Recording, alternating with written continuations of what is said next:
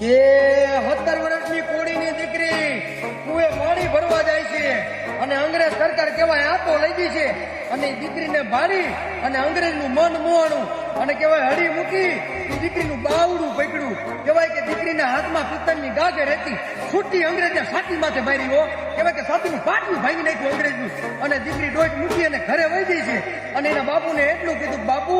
અંગ્રેજ અધિકારીએ મારું બાવડું પકડ્યું મારાથી જીવાય નહીં મને ઝેરનો કટોરો દઈ દો મારે મરી જવું છે અને તેથી કહેવાય એ દીકરીનું હપ્પણ કહેવાય કે નાનુડા કોડી હારે કરેલું અને ચિઠ્ઠી લખી દીકરીએ કે હે નાનુડા કોડી જો તારે મારી લગ્ન કરવા હોય તો આ ચૂંદડી મોકલાવું છું ભેડો કડલો મોકલાવું છું એ અંગ્રેજ અધિકારીને મારી અને ચૂંદડીના લોહીવારી કરી તો મને ઓઢાય તો કડલો પહેરી લેજે ભલા માણા અને કહેવાય કે આટલી વાત સાંભળી નાનુડા કોડીનો કહેવાય કે આમ રૂવાટા ઉભા થઈ ગયા છે અને અંગ્રેજને તલવારે